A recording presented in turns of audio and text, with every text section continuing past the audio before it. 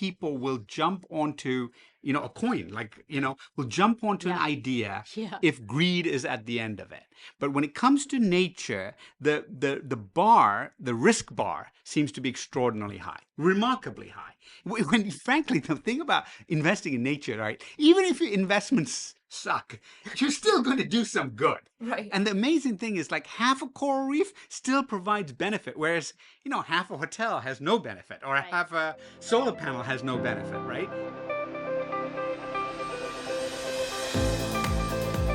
Hello and welcome to the Scientista podcast, where women in science rule. This podcast is all about supporting powerful women who lead with their brains. I'm behavioral scientist Dr. Shata Chakraborty. And I'm former Assistant Secretary of State Monica Medina. The Scientista podcast brings you conversations with leaders, changemakers, and cultural figures, sharing how they're turning facts and evidence into real-world impact. So let's dive in. Today we have a fantastic guest. It's Dr. M. Sanjayan, who recently concluded an incredible run as CEO of Conservation International, one of the largest conservation organizations in the world. And he's also probably even more well-known for his nature documentary series that have been featured on PBS, BBC, and the Discovery Channel. He's one of the best science communicators out there. He's also been recognized by Time Magazine as one of their Climate 100, one of the most innovative leaders driving climate action.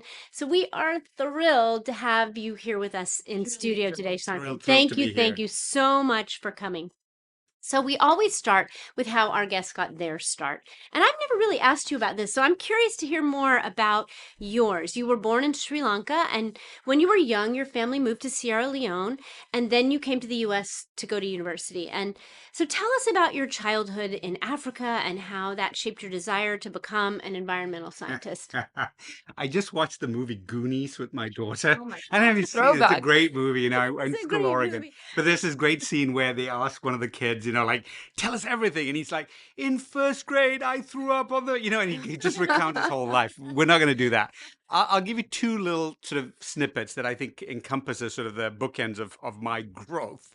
The first and most prominent memory is growing up in Sierra Leone.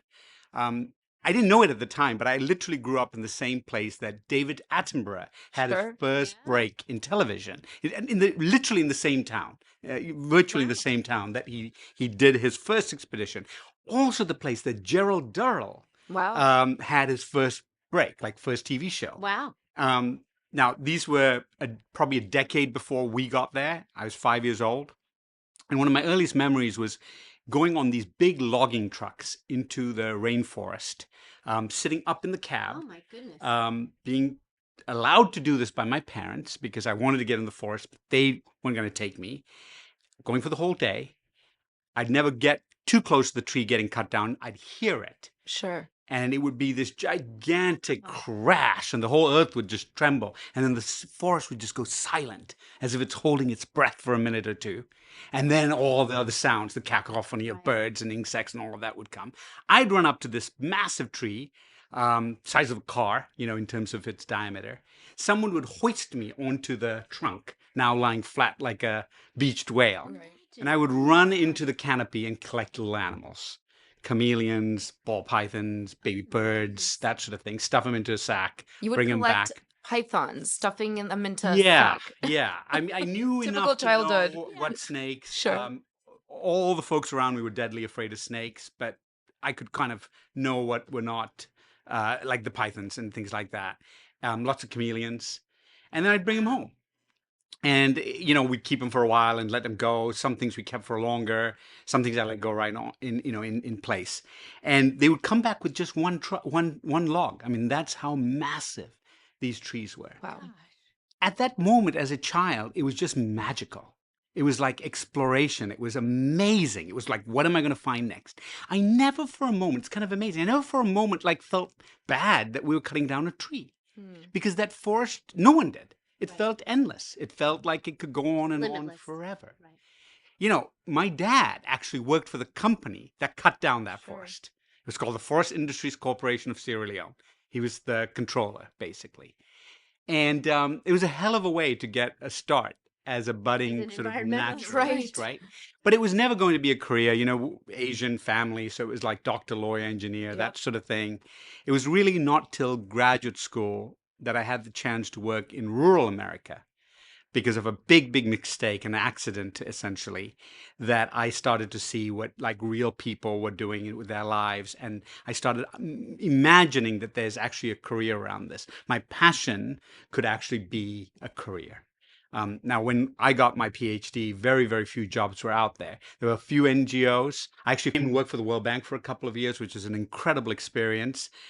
But over the long run, I realized that there was actually a career to be had here, and there was starting to be this explosion of jobs. So I ended up going after the bank and doing a few other things, working for the Nature Conservancy, which kind of gave me my first start in professional conservation. So interesting to connect all the dots because you've been such a passionate advocate for forest conservation, which we will talk about in a little while. But really, to connect the dots between seeing the trees come down and now working so hard to save them, it's amazing. Yeah, and I think that Durrell and Attenborough had that same thing too. When they were there, this was a forest. Why were they there? They were literally there to catch animals to take back for the London Zoo. Right. It was Zoo Quest. That was Sure. literally the name of the show. Sure. And I think that realization, in certainly my generation and the generation previous to that, came very slowly as opposed to today. Today, it's like, quite literally a tree just came down in our neighborhood, and my daughter's going to be asking about it today. Like, why did they cut down that Right, tree? Right. Well, we've come a long way, and it's very much in part because of the work that you have done and what you've dedicated your career to. So you were the lead scientist at the Nature Conservancy. You've been the CEO of Conservation International, and what a career in conservation that you've had. And it's so And it's not critical. over. It's, But you have had an amazing ride. Yeah, and the contribution to the space globally. How many people you've inspired? I mean, we can really quantify the impact you've had, which is incredible. Not so many people could say that. So, yes, and so we really would love for you to share your wisdom with those that are tuning in. What advice do you have for budding scientistas, right? And this is our term for women that lead with science, but really we're talking about anyone who has that curiosity about nature that is looking to use that interest and that love for the environment to build a future in science, environmentalism, conservation. From your time in the field, what advice do you have to give to these budding scientists and scientistas? Well, look, I'm going to say two things, and I'm quite prescriptive about them. The first is be willing to do the hard work and learn. It's not that, people who've come before you, they weren't all stupid and dumb and didn't do the right thing. I think that particularly today, and we were talking about this before we started recording, right? Young people feel like they have the solutions, or they feel like no one's tried this before. But the reality is most things have been tried at some Sure. point before. And so you have to have some level of patience to be able to learn and do the hard work. When I was doing my PhD, my advisor, Michael Soule, who is the father of conservation biology, he literally coined the phrase conservation biology, right? He gave me an amazing piece of advice. He said, don't go study, like I was thinking about cheetahs or condors or like Right. charismatic Exotic- animals, exotic animals. which were on the verge of extinction, sort of thing, right? He said, go study something and where you are going to do a great piece of science. There is time later to save things. Wow. I thought that was amazing. He basically was saying to me, listen, go to the hard work, learn how to be a real learn how to be a scientist, and learn that craft, learn it like a job, learn it hard, because you're going to need that resonance to have a long career here. He was absolutely right. He's absolutely right. I studied gophers, an agricultural pest, basically, in the Central Valley of California, right? Like a Disney movie. He literally gave me Caddyshack. Remember that movie, Caddyshack? Yeah. With Bill Murray? He's like, go watch this. It'll tell you everything you need to about gophers. He literally did this. Amazing. But what So allowed me to do, because the work I did was so sort of fundamental to science, it was just a hard piece of work. I actually had a paper co-authored, but I had a paper in Science and in Nature by the time I graduated. Incredible. That Wow. I would have never got that if Sure. I'd gone and done Sure. condors or The cheetahs. popular It just approach, wouldn't have yeah. happened. It just wouldn't have happened. The second thing, which I think is maybe even more important, and particularly I'd say for scientistas, It's for young women and girls and women in conservation science, really any job. It's also for minorities. It's really for everyone, but I think it's particularly important is to find good mentors. And what I mean by that is, look, you're going to get screened out of job applications by AI. You're going Right. to get screened out. You're going to be sending your resumes to hundreds of thousands of people. You need someone advocating for you on the inside.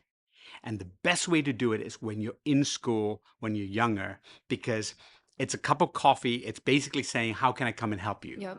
Like, no, those jobs that I had in grad school, like I didn't work really. I worked outside. I went and did work on conservation projects, but I also came to the World Bank. I was an intern at the World Bank, and I worked at the World Bank. I was a consultant at the World Bank as a grad student. The guy who was my boss's boss's boss was a guy named Andrew Steer, who's still a very sure, close yeah. friend. We have to bring him on the ended up podcast. running WRI, ended up running the Bezos Earth That's Fund. fun. And it tells you the power of that kind of mentorship. Yep. And that's what got me the job. It wasn't that I was I was a smart kid, and it wasn't that. So I think it's really important to do. It's the networking. It's so critical. It is. We It's hear you. amazing. And And sorry, Amazing and start advice. the networking by saying, "How can I help you?" Exactly. That's the first question. Provide something. yes, Give Absolutely. give something back because you know it's going to come 10 times back towards you. Absolutely. Well, And you'll learn. You'll learn. Yeah. Do ride-alongs. You'll learn on the job. oh, absolutely. I love teaching, and I love my students coming to me and asking me to do some of this with them. How can they help me? How could they help with the work that I'm doing? And it always pays me back as much. I'll say that too for anyone who wants to mentor out there. It's really wonderful. So let's turn to a hard subject, one that you and I know, have talked a lot about over the last few months, which is the kind of the elimination of USAID and a lot of foreign assistance cuts hitting the conservation sector very, very hard. And, it hurts NGOs, but it really hurts the people in these countries who were counting on this assistance to help build up their country or to help protect those trees in places like Sierra Leone and all across the Congo and in the Amazon. Tell us what these cuts mean in real terms. You've seen the work on the ground. Tell us how these are hitting, and particularly hitting hardest those communities that are either nature dependent or that are being hit hard by climate change. I mean, there's countless examples, real-world examples of how it's unraveling so much good work. I was not long ago in Kenya, in northern Kenya, where the Northern Rangelands Trust, which is a group of community-led conservancies, community-led institutions coming together to jointly manage their land. It's an Yes, amazing it's thing. amazing. And the USAID was a core funding partner along with the Nature Conservancy and Quietly others. too, Quietly, right? absolutely. Like they did not put their names all over everything the way that China does, or say our president does, but they do so much work there. I think people didn't even fully appreciate. Yeah, it was absolutely fundamental to building that institution up. The fact that that just got yanked so quickly has really destabilized something that's been decades in the making. Probably the shiniest example of community-based conservation at scale, Yeah. indigenous-led. Mhm. And those kinds of unravelings you're seeing happen all over the world. Now, having said that, I will say that, it's coming also at an unfortunate time. Europe is on its back foot. ODA, Overseas Development Assistance, around the world is going backwards. And philanthropy is stretched ever more Really than ever, thin. right? Oh, we're very aware. Right. So I think those combinations of forces are extraordinarily difficult to get over. That said, clearly we need a reform. I think that the United States tends to look at these things through election cycles, whereas foreign policy should have much bigger national interests written all over them. At the end of the day, having spent so much time in Africa and Asia in particular, people want jobs. They don't want handouts. Right. And, there are times when you have to intervene. Absolutely, you have to intervene. Things like vaccines, how is that going to, that you're giving in the developing world? It's going to help. But at the end of the day, we need to be able to link what we're doing in terms of assistance with aid and with the economy. Yeah. And with our economy.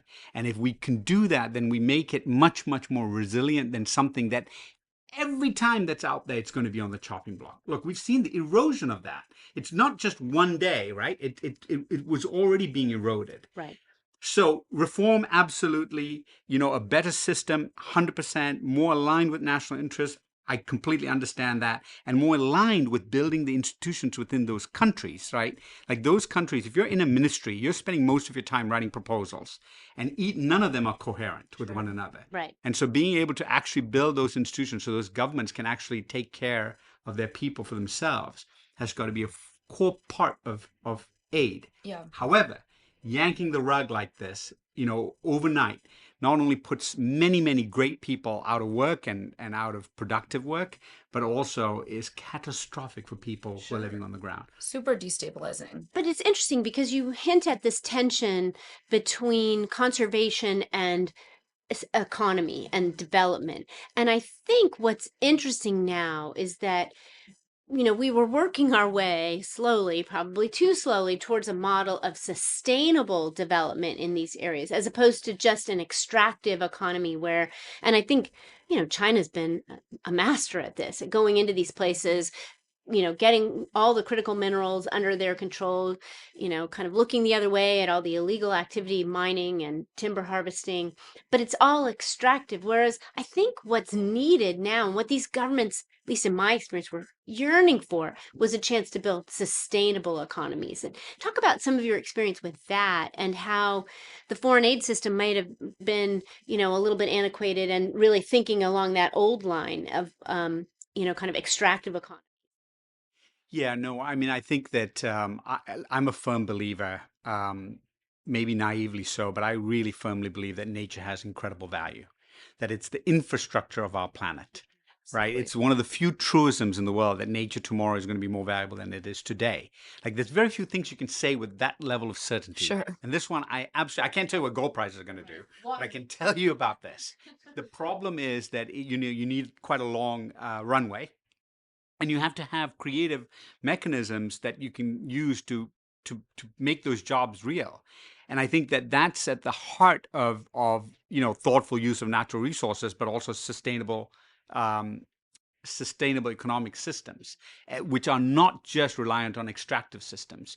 I get that extractives are going to be part of it. I was just in Guyana not very long ago. Here's a country, relatively poor, huge brain drain, low population, massive forest, and they have an enormous amount of oil. And not to mention all their oil. Enormous. So like one of the biggest finds in the Western Hemisphere, in our lifetimes, right? To think that that country is not going to develop that oil is, I don't know, you've got to be on some other planet. Yeah. If I was the president, guess what I would be doing? Right. Like, you get it. Like, you go from the airport to the city and you'll be convinced on that drive alone that that country absolutely needs economic growth. But how they do it and what they put back and how they use it to protect their forests and how they actually create an economy for all their people is a massive challenge. Prime Minister Tobgay from Bhutan was at New York Climate Week. I had a lovely meeting with him. You go to Bhutan, I mean, this is a country that has lots of forests, lots of water, stunning, but also people who absolutely need jobs. How is he supposed to create those jobs out of thin air? It's not self-driving cars over Papua there New that's Guinea going to do it. president, same way. Absolutely. Another. So I think that we have to marry realism, pragmatism, creative thinking, and use overseas development assistance to actually stimulate that kind of economy, a bioeconomy, if you will. And if you can do that, then you really provide the pathway for countries that are rich in nature, but are currently deficient in other resources. Yeah, it's interesting. I know my experience at the State Department and then working at WCS.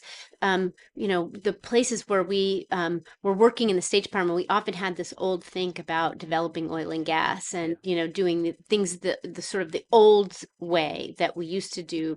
And now, we were flipping the script and trying to make much more sustainable development possibilities. And that's why the work that USAID was doing was so great. But we needed partners in the government, partners in the private sector. And I know CI started a venture fund. Talk about, were there businesses out there and what's the pipeline of businesses like? Absolutely. So, there are absolute businesses out there that will provide sustainable income, jobs, like a creative mechanism for making money on something productive from nature that's also regenerative in its nature.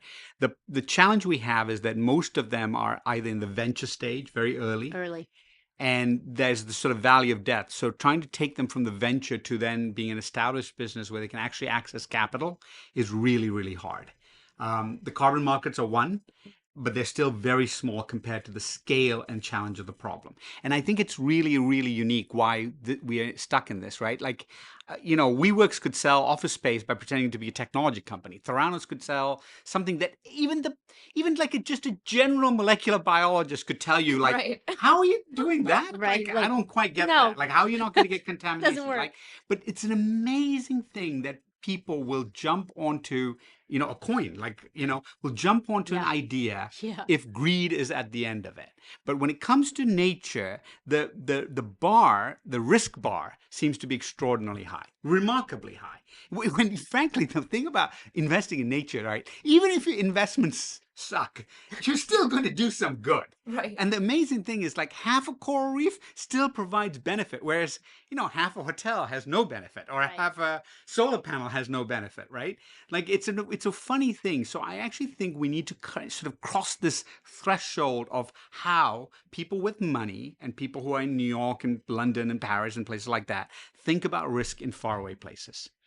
And if we can underwrite some of that risk, if we Right. can create a new mechanism for monetizing it, then I think we're onto something. I mean, we did some of that in the U.S. pretty creatively with things like Bonneville Power, and the government came in and de-risked a lot of it and created savings and loans, and they then built up businesses in places that were pretty isolated, actually, when you think about it. We just have to think about how to do that Yes. out in the world. Yeah, and it's not just using government. I mean, the governments can come in because sovereigns, people don't like to default on sovereigns, right? Like, because it just puts you in a different credit rating. It's bad. So you do need the sort of the development finance corps, the corps of the world, to sort of Right. step in. Which I wanted to get into because You also need private philanthropy. yes, that's what I wanted to get into because you work in this space with the Earthshot Prize. And that's Yes. exactly what an organization like Earthshot is trying to do. It's trying to identify really great ideas across the startup spectrum, but early stage, and ultimately to find the capital, to find the philanthropy, to bring those innovations and ideas to commercial viability, and to de-risk that investment. Yes. So talk to us about how that. I mean, I think that's absolutely right. I mean, that is one of the core things about the Earthshot Prize. It is set up like the moonshot, right? So it is something that is looking visionary. It's optimistic. It's urgent. It creates action. The challenge, though, has been on trying to cross that valley of death. It has been a challenge to mobilize capital. Now, you can use the muscle of the Earthshot Prize to do that. Prince William, but also all the folks who are part of it. Yeah. And this year, the Earthshot Prize event the gala is happening in a couple of weeks in Rio.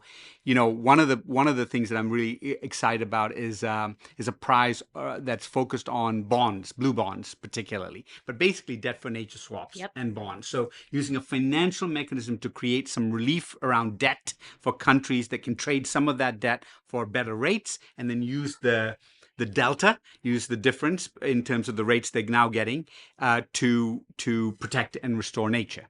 That is really super creative. They've also funded things like, Notpla. It's a great company that tries to use seaweed to create lots of products that, get rid of plastics. substitute. Exactly. Wonderful So, company. it's you're right. It is a key focus of the Earthshot Prize, but it hasn't necessarily been easy. Yeah. Album is, We all work in the same space, so we can't help but get excited. And there's so many threads have come up in this conversation that I'm like, oh, we need to run down that. And then I'm like, these podcasts can't go over an hour. So here we are, back to talking about your career and advice you would give to those that are tuning in that are interested in conservation. What are the opportunities? We've talked a lot, and we've been talking about the opportunities, but what are you most excited about? What has the most upside potential? What gets you through these challenging times, this frustration that there's so much money out there and it's just not being directed where it should be? How do we redirect, and then how do we direct the next generation to follow through with those opportunities and to take up space in this work that needs talent and really ultimately will it has to get done. It requires talent and it will pay back so much. We just have to be patient. It's a really tough question to fully answer. I mean, I think you have to banish pessimism. I'm not an optimist. Like, I don't actually like being called like an optimist because to me it just seems almost cavalier, right? And it's not really that. It's the absence of pessimism that actually motivates most of my life. And what I mean by that is you have to be realistic about the top 20 problems you've got that get you between where you need to be and where, or top 10. And then you got to knock them out. You got to literally go through that list and get them all done. And chances are, if you get most of them done, you're going to see the pathway. You're going to see the light at the end of the tunnel. So I think it's important, we're talking about this next generation, but folks in my generation, I think it's really hard to enjoy, to function. I mean, I just stepped down after 11 years at Conservation International. Dream job, like fantastic. Like the world's your oyster, amazing countries, amazing places. I am so sad I got to see so little of it. And I'm like stunned that I got to go all the way to Madagascar and had to sort of fight to get one day out in the field to look for lemurs with Mafalda Duartes, by the way, Oh gosh. at the Green Climate Fund, which is great. But one day, I'm despondent that I got to go to Guyana and take half a day to go to Sophia Point to just see one working field station. We need to remember why we got into this in the first place. And it's because of joy and love and inspiration and like all the things that fed our soul. If you lose that, it just makes the job 50 times harder to do, right? That's first. The second thing is, I am optimistic in the long run about jobs in our sector. But they're not going to be in the NGO space or the government space strictly. They're going to be creative jobs in lots of different spaces. Whether you're an artist, whether you work for a company, whether you work as a teacher, it is impossible to believe that this fundamental thing that makes the planet work, that sustains life in the known universe, is not going to be of paramount importance to our future. Yep. Like, honestly, like, if there are like 3 or 4 things you could say to your kid, like, you want to future proof your job, like, these are the 2 or 3 things you should do, this would be one of them. Yeah. This genuinely would And be I one think of them. young people appreciate that. They really get it. I do. I mean, I see it in all the students I teach, all the classes I teach, whether the kids are going to go into environmental fields or not. Right. They want to take the classes. They want to understand. I think because we're up against these planetary boundaries and they can see it. They know that that's part of their future. It's their challenge. Yeah. And the financial sector is opening up. I mean, I think you have to be realistic. Like, are you going to be making a ton of money? Are you going to be world famous? Those sorts of things, if they're important to you, this is maybe not the right thing. But can you find resonance and happiness and meaning and purpose in your life? I think you can. And I think that's where this will, we were talking about why authenticity is such an important thing right now. I think these are very authentic jobs. Yeah. Well said. Really Okay. interesting. Well, we Marine always conservation is truly an authentic Authentic. route to take. Yeah. Well, we always end with a question about things that don't go as planned. But I wanted to switch it up a little bit because as you just hinted, you stepped down after 11 years at Conservation International. And I have to say, this is something we share. I stepped down after a year at the Wildlife Conservation Society when I realized it wasn't the right place for me. But you were at the height of, kind of your career in this job, but you decided to make a change. Tell us about that. Tell us, because I do think it's important to know when to make a change, even when you're in the moment, when you're kind of at a place where you always wanted to be. Talk about, like you said, it was a dream job. It was you were thriving in it. So we're curious as to what made you pivot. Yeah, but dream jobs also come with some level of nightmare, right? Sure. So these jobs are also really hard and they take a lot out of you. And, your best self doesn't always come out. So it's not just a one-way street. It could be a dream job if you define it in a certain way. But I was traveling all the time. Like physically, it was physically hard on me. And as I said, like I could glimpse the dream of being out in the field, but then what do? I'm mostly in meetings, right? So there's not a complaint or anything like that. It was a fantastic run, and the same thing at the Nature Conservancy. You know, I very voluntarily moved from the organization that I really loved at what I thought was the right moment for me. These aren't always also just your decision alone. It's very rarely one thing. It's usually a combination of things, personal, private, work related, that Right. sort of come to create that moment or that opportunity, however you look at it. Here's what I would say. You only know whether these are pivot points in your telling of the story later on. In the moment, whether you have a job or lose a job, whether you're soaring high or at the lowest point in your life, in the moment, you should always undervalue that emotion, Mm. because it's only in the looking back that you realize the the pivots, the things that you have allowed yourself to do because of those things happening. So Right. I have complete confidence that if we were talking, and I hope we will, say 3, 4, 5 years from now, and we're doing this podcast again, I hope I would be like, so. I'm We you have know, return that guests. count moment on when it. we walked away from this great job, that was such a pivot for me, and this is what I have done with it. Like, I can literally go back and tell you all the things that I've failed at, or I've pivoted from, or that I've been discounted on. But in the moment, they sucked. Right. All right. And the same thing for the high points. There were times that there were unbelievable highs that don't mean a hill of beans now. Like, I look back and I barely remember why. What did I What care were you about so that? excited Right. about? Why was I so excited about that? They don't matter. They weren't the pivots. But it's the story you tell yourself. So the crucial point to take away from this is, don't follow your dreams, don't follow your passions, write your own story. Write your own story. That is such great advice.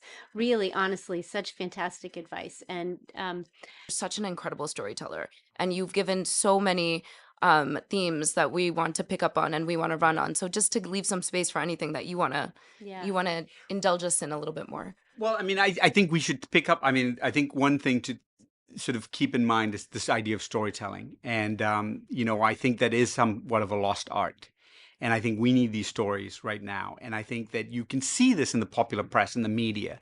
The folks who can capture someone's imagination and tell a story, sometimes simplistically so, sometimes completely falsely so, unfortunately, are tending to catch the zeitgeist of the moment. So it's important, especially for you all who are doing this incredibly important work, you know, to be able to think about it and think about those stories in that way. And my rules for storytelling is, you know, try not to make it about yourself. It's easier to get excited about someone else than yourself.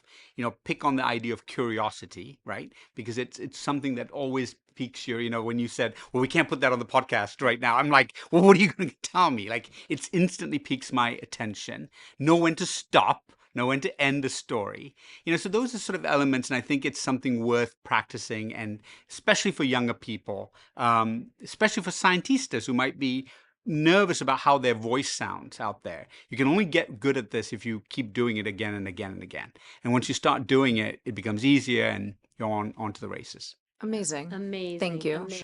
So, Sanjan, this was such a great conversation and so much fun to catch up. You and I have spent so much time together over the years doing all this great conservation work, and we know there's so much ahead of you still. And so, thank you so much. Your work has helped so many people and places around the globe, and we cannot wait to see what your next chapter is going to be. How are you going to write that next part of your story? And so thank you again. Thanks to everyone for listening to Scientista.